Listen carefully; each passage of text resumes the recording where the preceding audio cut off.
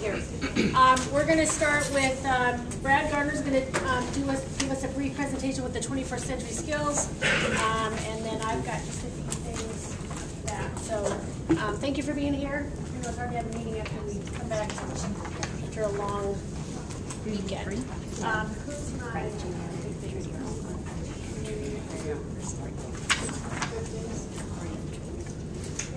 Who was it? John? Oh yeah, she's out. That's okay. Yeah, it's not. Okay. Brad, while you're finishing passing out, let's start with a couple good things. And I know, let's see, Cheryl, you sent out an email about the where are you? Are you here? About the dance. So you said you popped in. Share with what you saw that you felt like, because you're an expert on that. What did you see that you felt like was working well at the dance? Well, it wasn't very crowded, which was surprising because it was a free dress day. So the numbers were kind of low. The kids seemed to be somewhat entertained with the movements again. Yeah. There wasn't a lot of dancing, but I noticed there was a lot of socializing. So they just enjoying talking to each other. The dancing, I wish there was more of that. Oh, I don't know about that. It's a good thing. There was like no dancing at all, which surprises me that they paid $2 or $3 to come in and socialize. They did, but I think the highlight from what you said that I heard is that in a middle school dance, the hoops are a good thing. Yep. Who knew? And that was your idea. Doing this. That was your idea. So thanks for that. Anybody else? Something good? Maybe something over the weekend? Come on, long weekend. Nothing. Adam. I got out and went kayaking for the first time in forever. It was really great. I've had it to California and back, so. In 3 days. That's awesome. Right, yeah, across the river and back. And you know what? That fits in with one of the things we talked about at ATM today was making sure you take care of yourself and get yourself active, whatever you're interested in. I will share that every time I go to a meeting that we are talking about Common Core, I'm so thankful for this group because you guys dive in and you keep plugging forward. And specifically, I'd like to thank our writing department because we had, they're diving in, Brad, you know, with Expert 21, and of course there's going to be hiccups. And what I appreciated about the whole meeting was that none of them felt like barriers that couldn't be overcome. It was just, here's what we're coming up against, and they all came together and came up with next steps. So that was an awesome meeting. That was a great way for me to kind of end off the week on Thursday. So, all right, Brad, I'm going to turn it over to you. Well, thank you for having me. I'm going to talk a little bit about Common Core and change. I think most of you are aware that change is coming our way. I think it's a reform that was much needed. If I had to ask as a parent, and you can answer this question as if you were playing the role of a parent comes into my office and says, how can you guarantee that my child will graduate college and career ready? So can you give me an answer if I had to respond in my role? What would you say to that parent currently on what we're doing as a school system?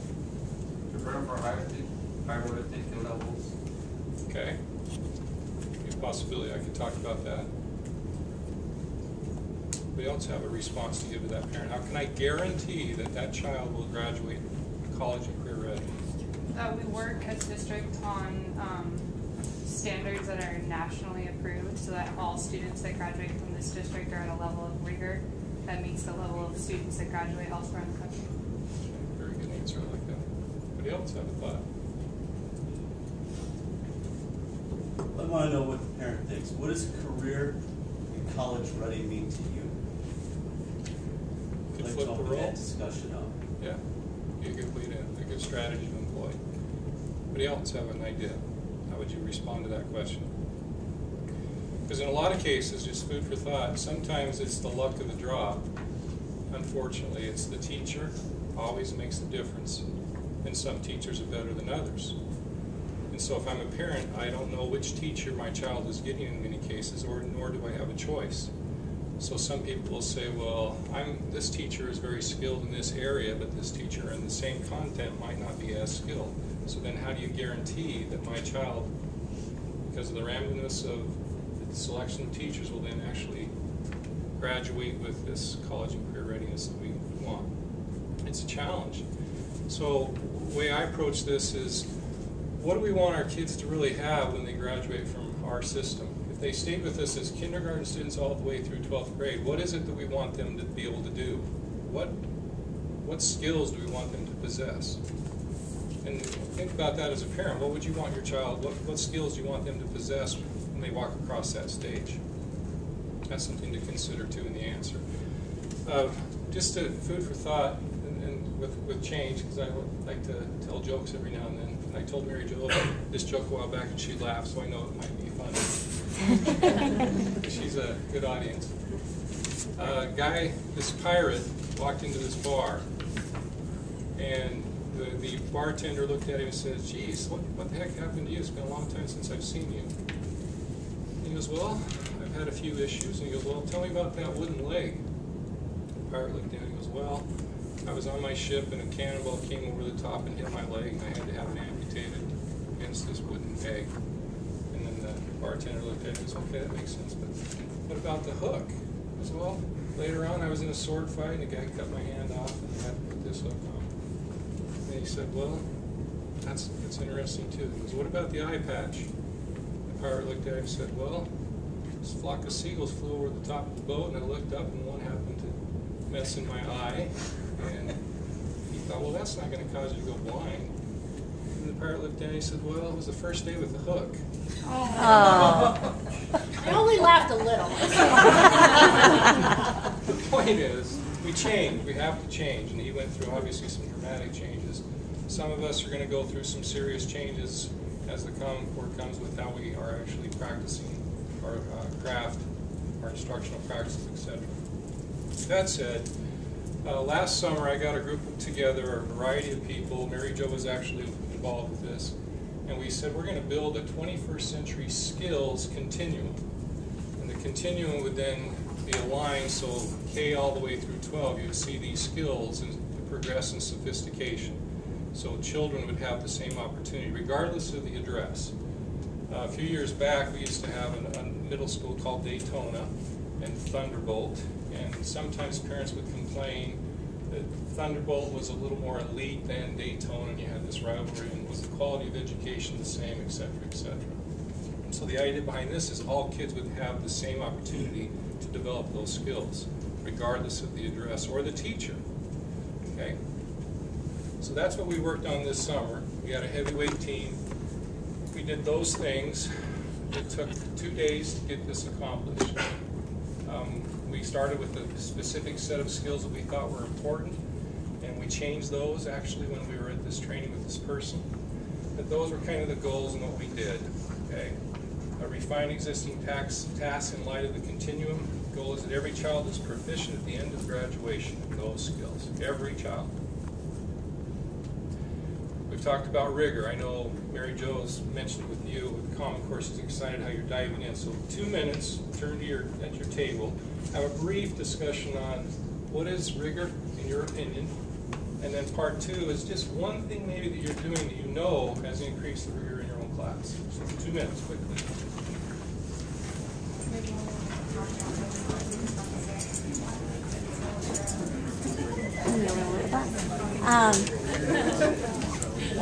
Rigor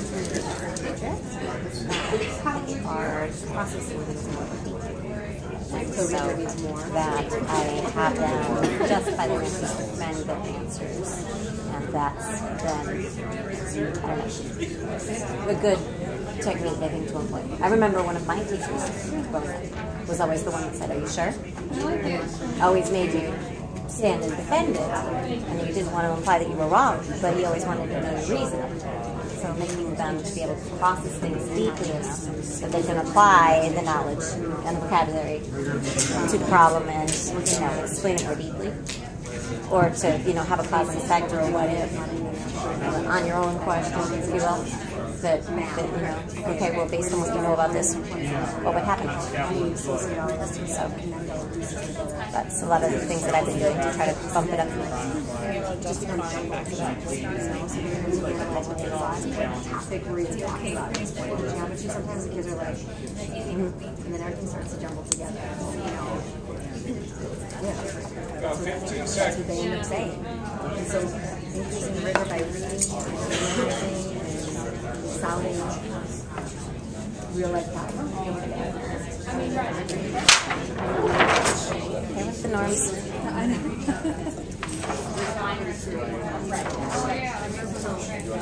Five, 4, 3, 2, 1. Now, because of time, I'd actually probably like to assign numbers at each table and have somebody be the reporter and report back. But for time's sakes, would anyone like to share something about their idea of rigor, definition, thoughts? Yes? I pulled in something that I've actually talked to a couple of my colleagues in the writing and the reading department, and that's essential questions. I know some of the new teachers in the reading department are using it pretty heavily. It's just a question that doesn't have a yes or no answer, so it requires students to think at the highest levels of the taxonomy and into the creation of their own ideas and think critically. So. Excellent. Anybody else have thoughts? Rigor would be making them have a deeper understanding, not just what, but how or why. Yeah, some of those questions that get kids to think at a different level. Good example. Anybody else want to contribute? Can anyone share one specific example of something you've done in your class to raise the rigor for your students? Read the science department. We always input outside text to get more information on what's being learned above what's in the textbook. Supplemental informational text, requiring kids to read it and extract from it. That obviously increases rigor. Example. Anybody else? Open-ended questions. Open-ended questions. Very good. Yes. I would say doing a lot of creation, new text, kind of going with this idea of text itself, text to text, text to world, and then actually creating from our knowledge that we're pulling from all these other texts. Very good. Good. Sounds like many of you are trying to do this. It's not an easy thing to just switch from what we've been doing to what's expected of us. So again, this conversation is really critical that we continue with that. The Common Core, it's pretty much based on elevating the rigor, the level of rigor for your students' demands. And a lot of that is going to be text complexity, being able to pull information from text, to think independently, that adverb that we want them to become well versed with. T4S, if you look at the handout I gave you in front, the first page, all of you are familiar with the T4S instrument. We use that as our teaching tool, basics. You'll notice where rigor fits in on this, the very first item on selected or standards or objectives to all students, you communicate that. The last bullet, so to speak, it says aligns the learning to the correct level of rigor required by the standards or objectives. Again, when Mary Jo talks to you about DOK level 1, 2, 3, and 4, we want our teachers to start writing objectives at the DOK level 2. If you don't know what that is, that's okay. Down the road, that's one of our expectations in the future. Because most of the aims or PARC assessments will be based on those levels, level 2 minimum. Okay? So that's something we need to start really reflecting on. Is the learning aligned to the correct level of rigor, and how do you know? The other thing on here, if you look under relevancy, provides activities that are related to real-life application. That's those performance tasks that the PARC is moving towards, real-life application. Not just talking about real life, but giving them something that is real life that they have to formulate and complete. And then on the other one, on instructional scaffolding, you look at the third bullet, provides examples of the learning at various performance levels. And again, if you're going to increase rigor, you've got to show students this is the bare minimum expectation, and here's what exemplary looks like, so they have a model, an example to actually see every time that you do something with an assignment. You we show them an example. That goes back to rigor, raising the standards of what that looks like for our kids. Okay? All right, so you see how that ties in. Show those examples for you. The continuum and a rubric, so you know the difference. How many of you use rubrics in your classroom? A lot of you. Okay, so you should understand the difference. The continuum, it goes across and crosses grade levels, so it follows K all the way through 12. It sets like a standard. The rubric then allows the teacher to build on that standard, the performance piece, so they can judge it. Okay, so there's a difference between the two, and you can read that in your own time, or a little later if you like. So you know the difference. The continuum is anchored in a consensus-driven definition of each skill, and you have those. I'll show you those in just a second. And the rubric is the performance levels of those skills. Two differences between the continuum and rubric. Here's the problem. What we've been doing as educators, giving them the answers, just giving them the information. And so a lot of it's disconnected. The students are in silos still. They go from one subject to another and they don't see an interdisciplinary connection. We've got to change that so it's relevant. It makes more sense to them. So we're doing a lot of this already. We need to change what we're doing there because it's not really effective. This world, increasingly unpredictable. I mean, think about everything that's happening and the rapid pace of technology, and you could go home tonight and something could happen you weren't planning. So with that said, 1 minute at your table, I want you to talk about 3 major events that have happened in the past several years, could be a decade, that you did not think would happen in your own lifetime. 1 minute, go.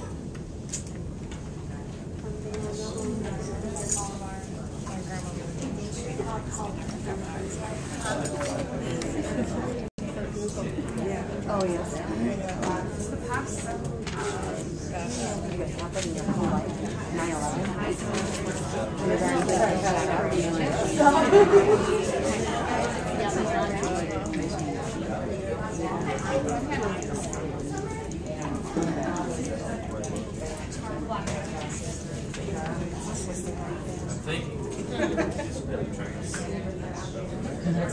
I'm trying to only think of bad stuff. I was trying to think of the technology development. Everything in the last 100 years has changed. 10 seconds. Like Facebook. And the fact that it's 5, 4, 3, 2, 1. Thank you. Share out. Major events. Think what happened. What happened? Anyone? Google Tag. Anybody else? The Pope dying? resigning. Resigning. He just quit. 600 years. Dropbox.com. Dropbox?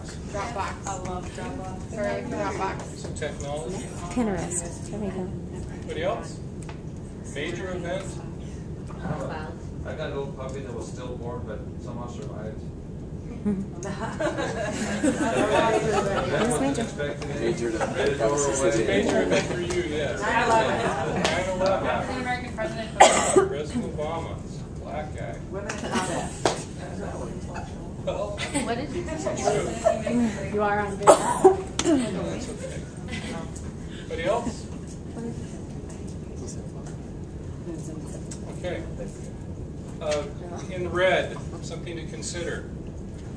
Our system of schooling promotes the idea that there are right answers and that you get rewarded if you get the right answer. But to be comfortable in this new economy and environment, you have to understand that you live in a world where there isn't one right answer, or if there is, it's right for only a nanosecond. Again, the idea is to start teaching our kids to think differently about life and their content area, because there is, obviously, there's not a right answer all the time, and they have to learn to think about that and not be able to quit if they can't find it.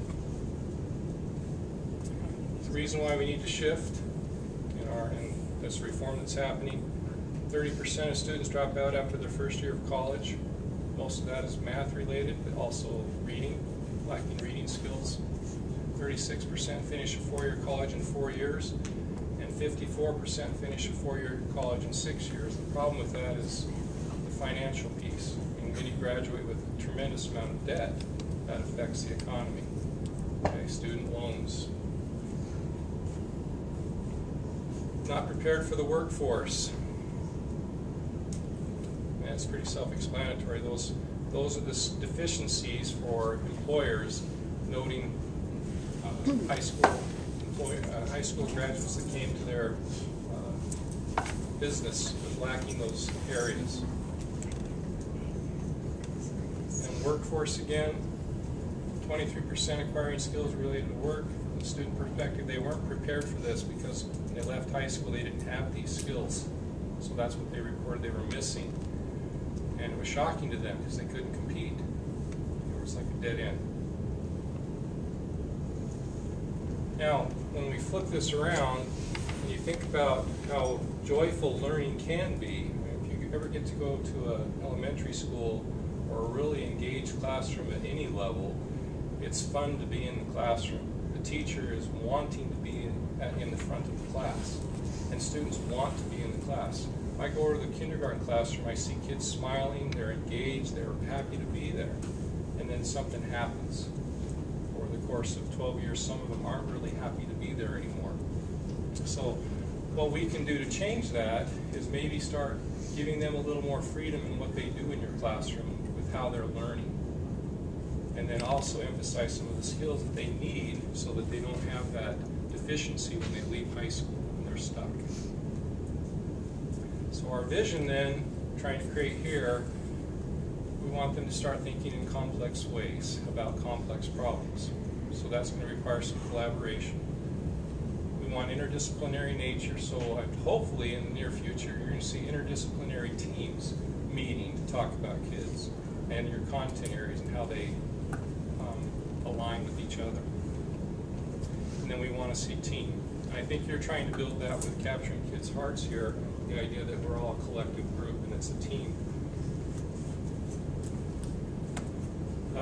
We can still, again, help students apply the content they learned to novel and complex and authentic tasks, and certainly we can help them progress along this continuum that I'm going to ask you to look at in just a second.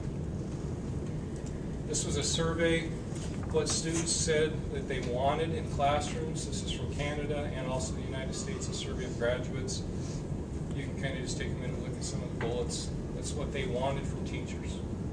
Sometimes we don't ask our students what it is that they'd like to see happening more in classrooms.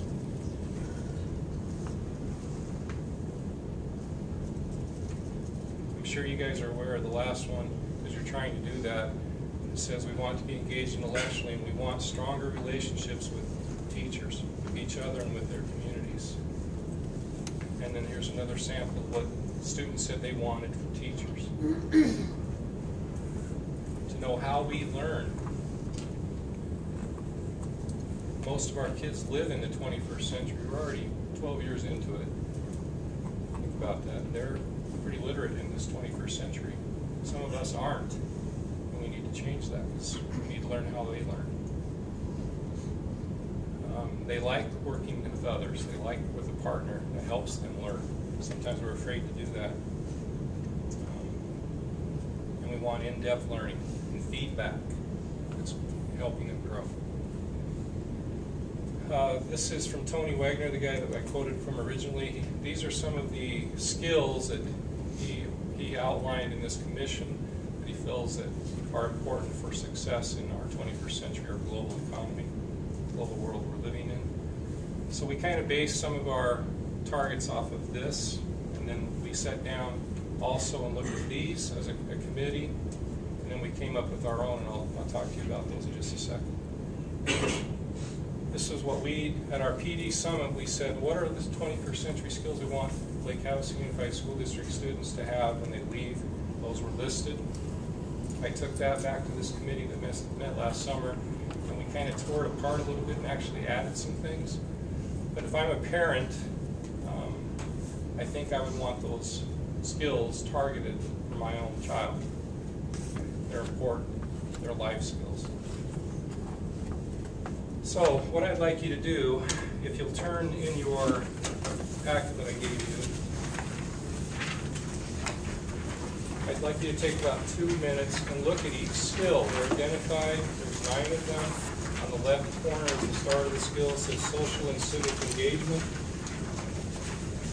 task management, etc. Will you just look at the definitions of those skills and see what you think?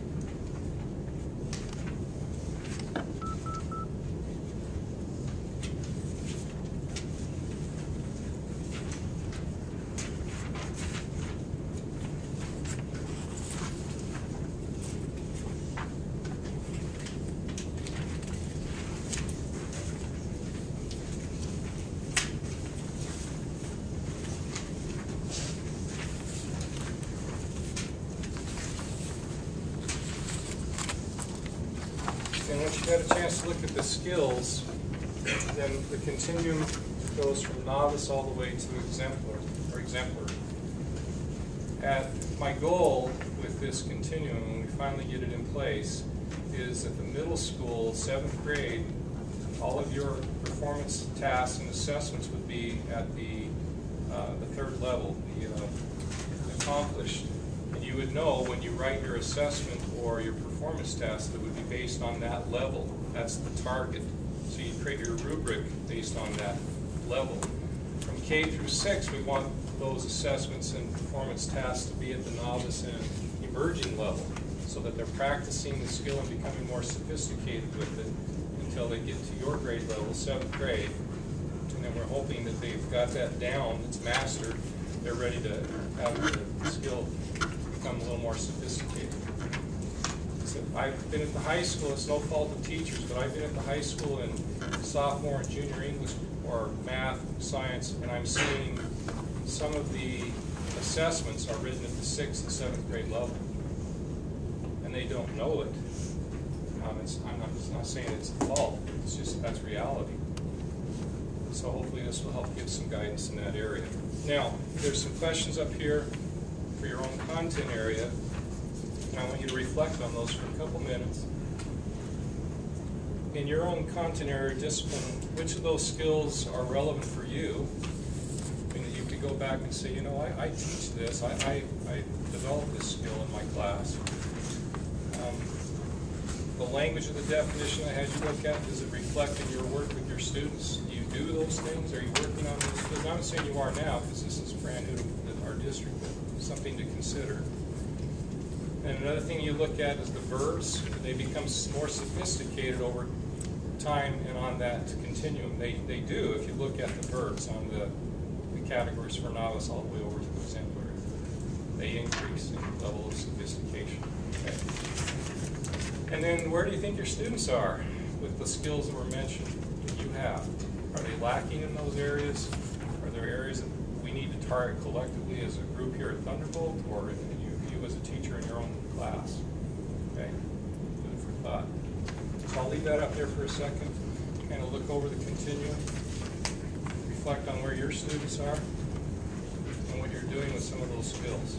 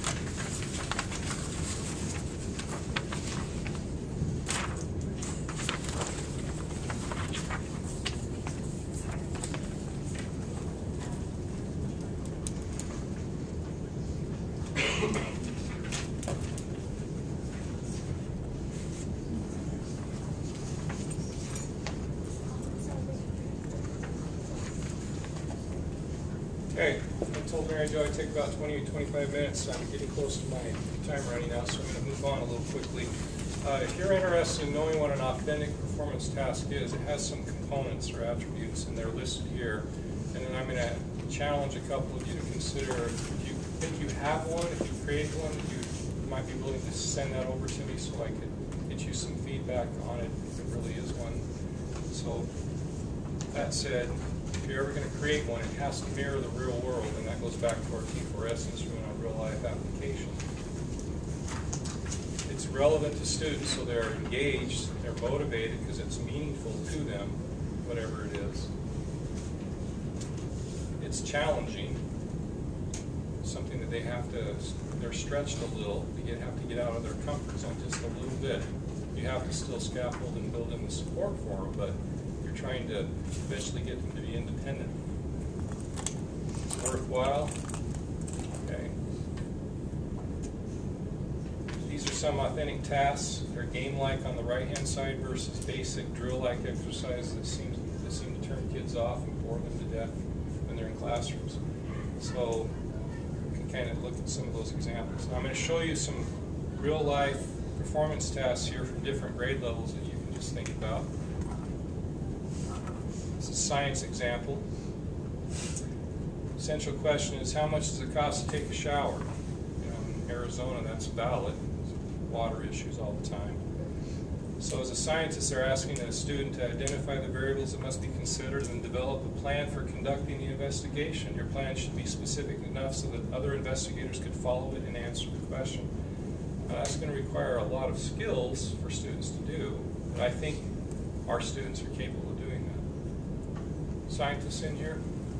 Teachers? Do you think that's applicable? Yes. Yes. Anybody else agree? They do it? Okay. Graphic design, probably 8th grade, maybe high school level. Team of graphic designers hired by a beverage company to create a soda can label that would get the attention of American consumers using Adobe Photoshop and technology. They live in that world. Design your label to aim at the specific market you're trying to attract. Your label must be eye-catching. Using the elements and principles of design, be clear and readable, and contain all pertinent consumer labeling information. A lot of skills involved with that performance task. Math example, Starbucks. A lot of kids are well aware of what that is. So.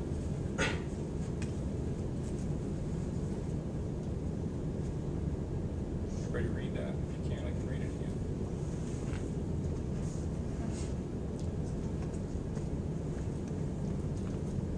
What some teachers will do with these is they'll show these at the beginning of an instructional unit, and the idea is buy-in. There's your motivator, relevancy, because kids then say, whoa, I have to do that, and then you're going to be scaffolding and working your way towards that, and that's why they will focus, because they're eventually going to have to perform in real time. Romeo and Juliet, 9th grade, English, real life performance. Write an email to Romeo that gives him or her perspective on the all-consuming emotion he or she experiences now will pass. The goal of the letter is to persuade him or her about what true love really looks and feels like, and that the phase they are in is not permanent.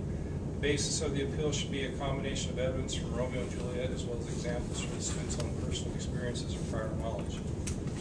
And by that time, a lot of kids are experts on love, what it is. Okay, so they're engaged. They want to respond to that one. Okay. This one I don't have the script with me, but this was a second grade or first grade level. They had kids role playing. They had to learn the vocabulary for each role, and their parents were invited to come in, and they participated in playing out the role with the students. So the one boy at the top is actually a doctor. He's giving his dad a physical, and he's talking to him using the language as if he were a physician. And they had to chart their roles. They had a health fair where they sold healthy food, and they had someone collecting money. So they had the math going on, how much it would cost, how much they were going to sell.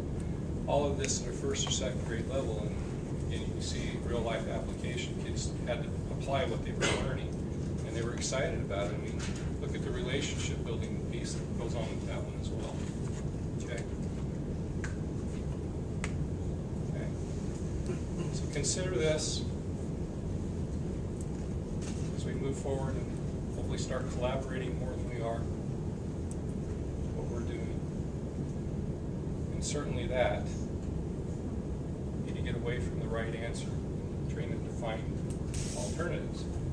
Okay, with that said, I'd like to challenge anyone here, it's not mandatory, but if you feel you have a performance task that you've already created and you use it in your classroom, if you could just, a real brief narrative of what that looks like, what you're doing, and would you mind emailing it to me? And then I can get you some feedback to see if it is really up to par. I have a person I work with from Pennsylvania that will be out here to continue this training. And I don't expect anybody here to all of a sudden walk into classrooms tomorrow and have to create these performance tests. I'm trying to build resources for you and help you as much as I can. That's the whole goal. It's not teachers have to do all this stuff. But if you think you have one and you would like to share it, I'd appreciate it. I will send it back to you with some feedback, and it's just a growing learning experience for everybody. Okay. I'd like you to keep this continuum, maybe reflect on it. In the near future, we'll be working on performance tests, and you'll get some examples of those down the road at your own grade level, and hopefully we'll make some gains. So thank you.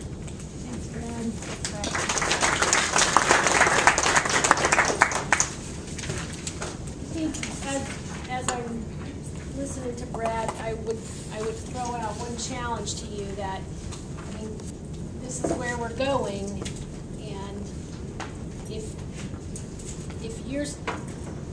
if I'm a teacher and I'm still pulling out my same lesson plans from last year, math is a little different, although you guys are changing too, but if I can still use my exact lesson plan from last year, I don't know, am I moving forward?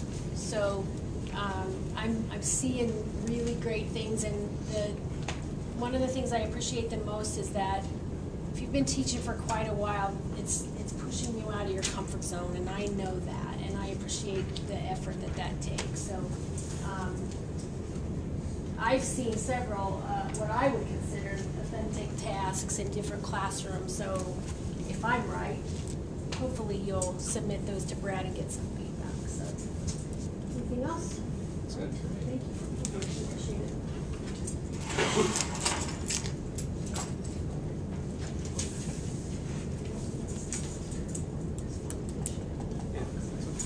Okay, so somebody said. Yeah. Okay, I need your help on something. Megan, I think you were in the computer lab last week and identified some broken things. This has been an ongoing problem, and Susan Schendel is sort of throwing her hands up. Last year we had so many broken headphones and just destruction in the lab upstairs, and we couldn't come up with a solution. We simply don't have the money to fix things, and I am not exaggerating. So with I don't know of a solution either, and Susan and I have tried to come up with something, but we don't need to. You all are living it. So what I'd like you to just take a couple minutes at your table and see if you can come up with some solution that might help this. I have an idea, but I don't know if it's something that you would want to do. So 2 minutes, how do we resolve this? Because we can't keep doing what we do, and we won't have a lab left. And we won't get another one because we don't have any money. So I feel like the solution is in your hands as the teacher. So just take 2 minutes, talk at your table, and then we'll come up with some ideas.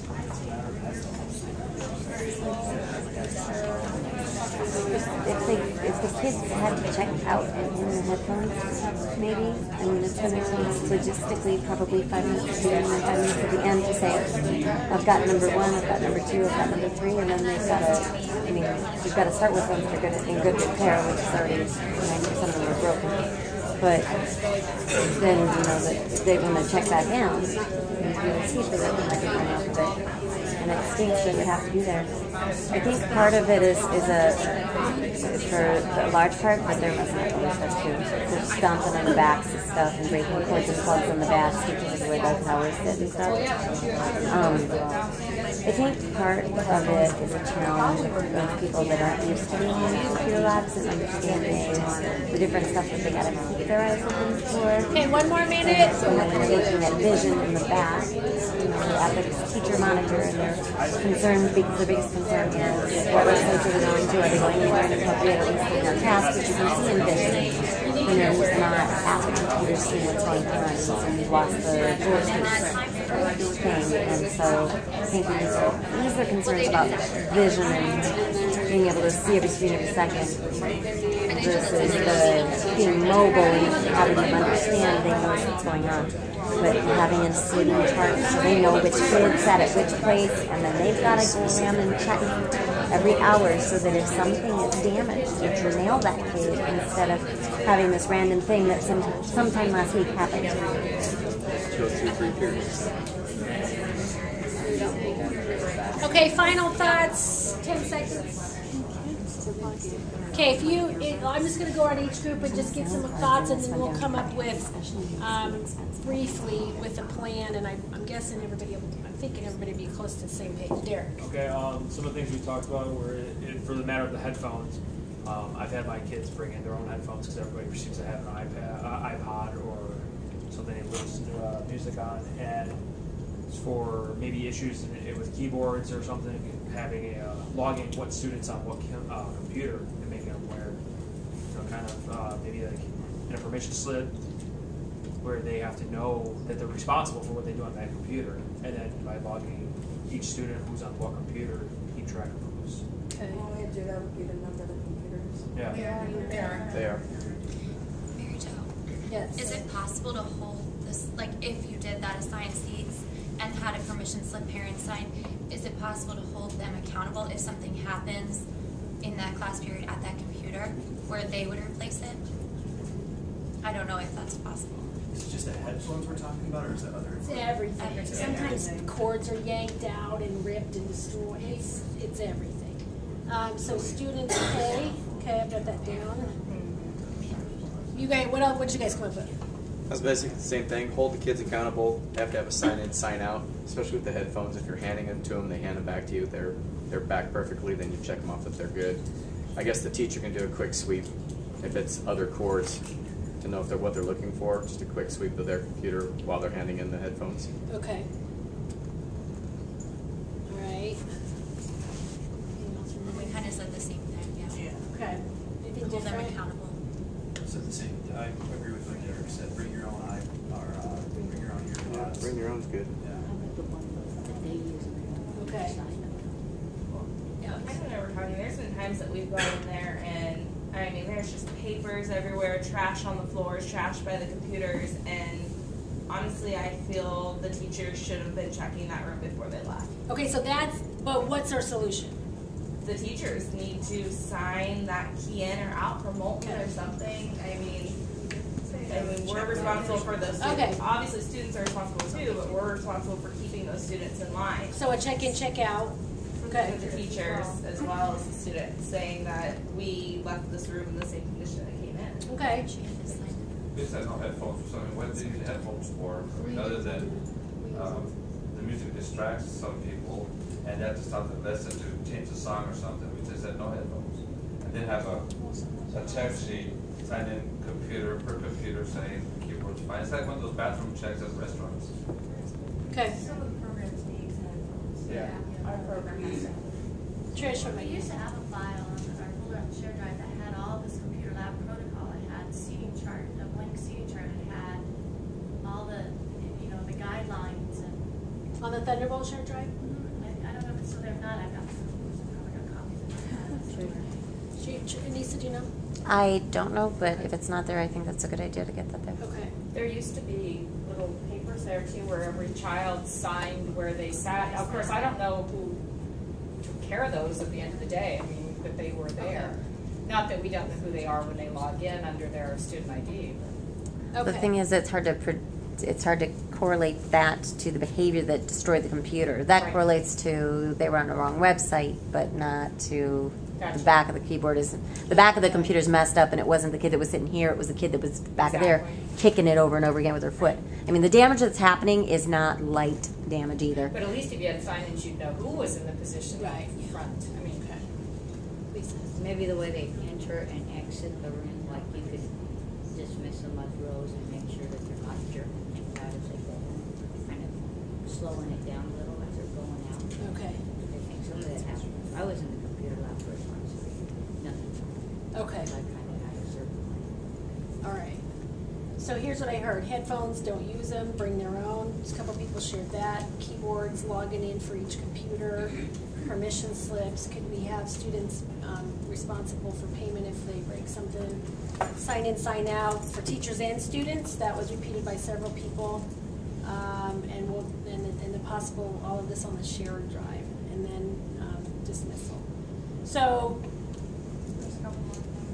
oh, sorry. You know what it is. Jeff. You're helping a student. Bell rings, boom, all kinds of stuff goes on. So parapros typically are front-loaded heavy when they're helping students getting towards that later end of the period. Maybe have the parapros report to the computer for, you know, type of a almost like lockdown or a preventative measure before all the students are just up and gone, to come in as that second set of eyes. Okay.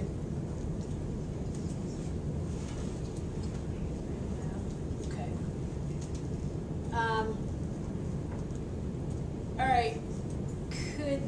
Here's what I would do for the next step is, Trish, maybe I'll get with you and see if we can hunt that down, or Nisa on the shared drive, and see what we have there.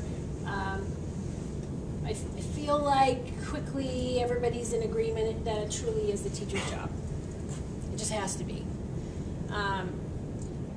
It just does. And I'm not saying it's your fault, but if Allie's in there and she's messing and she's my student, it's my job then to know that Allie needs something at her computer. But what I asked the writing department in sort of a front load way. They've come up with some really good check-in, check-outs on their textbooks because they're brand new. So after listening to this, would one of you guys come up with what you think might work? And then I'll put it out to you guys and we'll come up with a plan. Because I think the one thing that I would like to say, once we come up with something everybody agrees on, if you have the key to that lab, then when you turn that key into Laura, you also turn in that. So that I know on this date, if Gordy was in the lab and he turned it in and said it's all good, then the next day when Laura checks a key out, Gordy said it was good. So if then Megan goes, so we just have to start, I hate to say this, but we have to kind of police ourselves and help each other. We have to help each other with this. So will you guys come up with something and then I'll put it back out there to you. Thank you for Mary Jo, supporting that. Yes. would this be a good time for me to give management techniques as far as like tips for knowing what they're doing? Sure. Okay.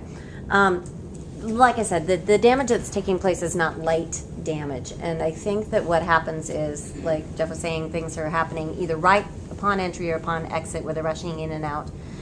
So having the like line-by-line dismissal or something like that is going to be of assistance. But that I think that we're also afraid of what they can get into when the internet is open to them.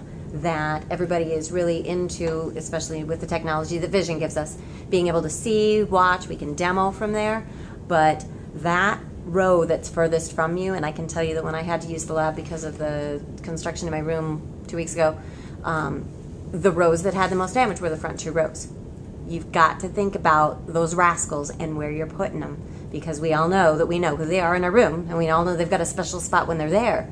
But I don't know that they get an assigned spot when they get in the lab. And I think that it's kind of like the back seat of the bus, the furthest row away from the teacher computer. And that's where the biggest damage is occurring. So thinking about your seating chart in advance, it goes back to the roller skates thing. Don't feel so stuck on Vision. Yes, we need to know where they are. Yes, we need to watch the screens. But you can see the screens a lot while you're moving. And that movement is going to keep a lot of it from happening, I think. If we can just get them to go in orderly so they're not bouncing off the computers. To know that you're watching in between, and to put those rascals someplace close by where they're under your thumb the whole time. So what I heard you clearly say, I think, is you should always have a seating chart in the lab. I can't think of a time when you would just let kids pick their own computer. So, and I think you and I were talking about that really good piece of information to not get so hooked, connected to vision, because that sticks you right there. So. All right, thank you for that. We'll come up. I know we're going to figure this out. So thanks for your ideas. Update on Next Network, which was that we saw it at Bill Daggett, where it gives you the alignment of Arizona standards and the Common Core and the assessments and everything. We did a webinar at ATM today. There's a 48-hour trial period that we can do. Brad's going to get us the login, and waiting for feedback. We'll give feedback. So I'll probably pick a couple of you guys to do that and go in and play around. So all the principals are extremely encouraged by what it's showing us, because the number one thing that I feel like it will do is lighten your load this much, a lot. Because that's the biggest thing I keep hearing is you keep giving us more stuff. Some's got to go, and that's a question mark. What's going to go? But that will help us. So we're moving forward on that slowly. I mentioned a wellness update. You guys are working your tails off, and please make sure you take some time just to don't spend 24/7 here, because you'll never make it. So make sure you've got downtime and go kayaking, or go, be with your family and spend some of those evenings doing something that you like to do. Budget, and really there's no information on budget at this point, waiting on the state. So I have zero information on it, but I wanted you to know that I think the directors are starting to talk, but they're on hold until they hear from the state. So,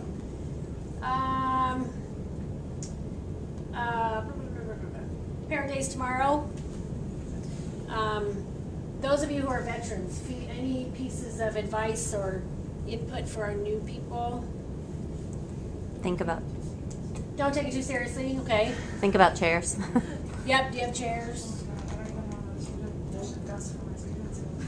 Okay, you'll have to, and let us know if we can help, but Mike's only one guy, so don't think you can't run around. What do you guys do if you have parents and there's no chairs? They stand, okay. Well, it's kind of an okay message to them that we don't have chairs. I mean, and that's not to be manipulative, but it's okay. So, anything else? Anything to be aware of? I know sometimes there's parents that misbehave in your class. Yes. And what do you do? You guys all three nodded your heads. How do you handle that? Ask them to politely take their phone call outside. Okay.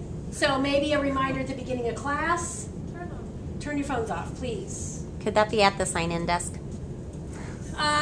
Sure, but we ask please that you disable your phones as they're disruptive to instruction. Yeah, we can do that. But I would think it's a great idea to just tell them up front. If you have cell phones on you, I'm sure you do. Please silence them. And if you need to take it, please go out. Okay, what else from veterans? Well, I think a lot of people are on their phone. They're away from their businesses. They're listening. But as long as they don't start talking, because every now and then you'll just have one that answers and just it's having a whole big conversation. But okay, yeah, just not to interrupt. And they like to be part of the lesson. Mm-hmm. I always give them the paper. I always give them the same thing that I give everybody else. Okay, so that's good feedback. All right.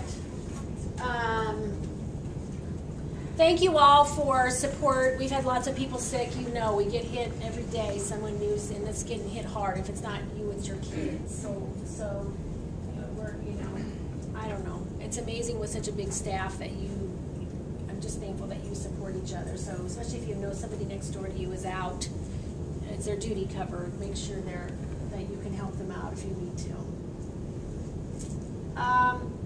All right. Couple last things. We had, from the district, we had, I think, 10 more people attended Capturing Kids' Hearts last week in Phoenix. And Chessa and Rebecca attended from here. Do you guys want to share one highlight or not? You don't have to, but. I would say for me, it was just kind of a reality check and kind of reset my attitude about everything, not just my relationships with students, but with adults and at home and with my own kids, and so it's been, Okay. it's definitely not just about the classroom. No. One of the things that I'm doing is the team, the people here that have gone to the training, we try to meet periodically just to support each other. And so I reached out to all the folks who went last week from other schools. I think there was somebody from every school, maybe except a couple. Happens to be my original school. Okay, so I just sent out an email to them and said, hey, it's exciting that you went, and we're going to set a meeting sometime, and if anybody wants to come, we'll just do a check-in with each other. But I want to just share with you, these are some of the responses. And this was not our people, this was people from other schools. I'm in love with this program, cannot wait to start implementing it in my classroom. Would love the support. Count me in. I'm absolutely sold and am implementing tools at this point of the school year to see how it unfolds.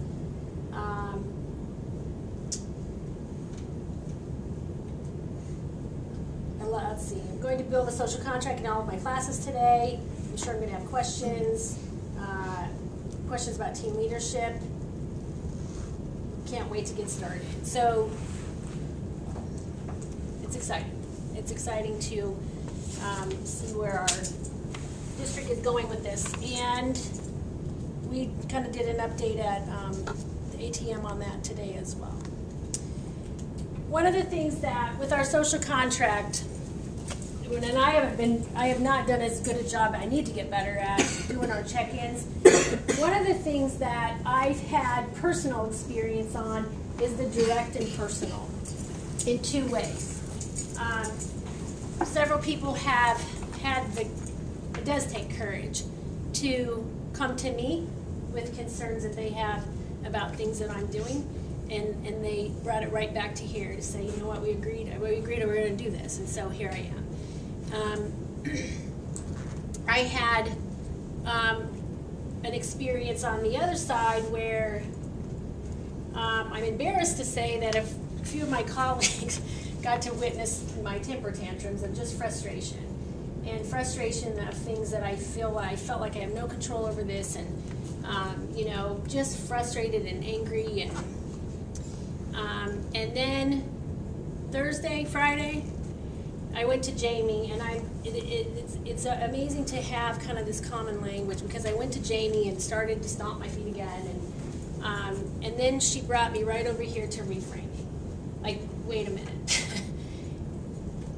let's just reframe this, and I was able to reframe the entire thing to nothing has changed about this situation except me and how I'm viewing it and what my next step is going to be, and my next step is this, and I'm going to go to that person, and it's nobody in this room. It has nothing to do with Thunderbolt, except I feel like I'm trying to protect you all from some things, but it has nothing to do with anybody in here. But I wasn't following that myself, because I got myself so entangled in my anger and frustration until Jamie helped me come back and say, whoa. So I do know both sides of this. So we're not going to do anything public here, but I want you to just take a second and think about, is there something that you've experienced where you need to go to somebody direct and personal? Or where someone has come to you and been direct and personal, and that's an opportunity to, if you haven't already, to go back and say, hey, thanks for doing that. Because it does take courage. So just think about it for a second, because it's a challenge to do that.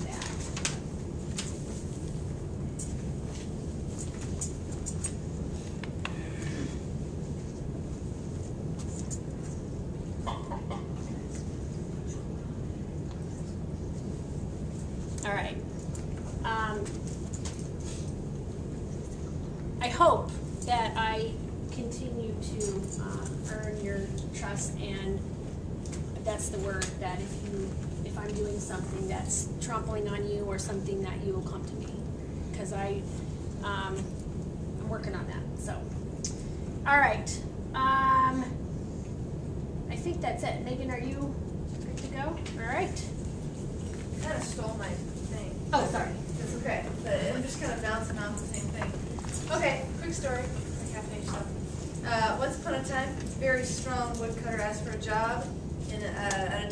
from a timber merchant, and he got it.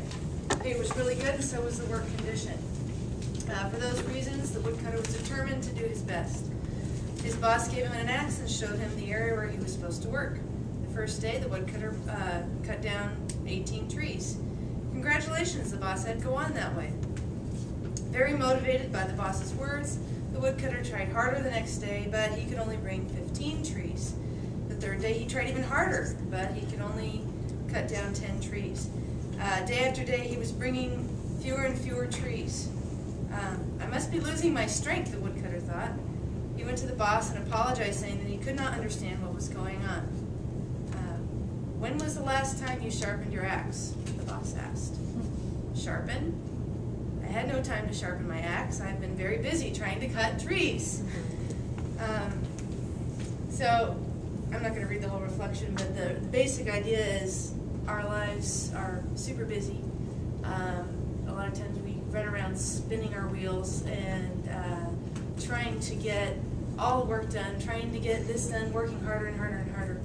When sometimes we need to step back, reflect, refuel, and sharpen our axes. And it's funny what you were saying, because it says, you know, we should not get so busy that we neglect the truly important things in our life, like our personal life, taking time to get close to our Creator, giving more time to our family, taking time to read, etc. We need time to relax, think, meditate, learn, and grow. Otherwise, we will become dull and lose our effectiveness. Awesome. Thank you.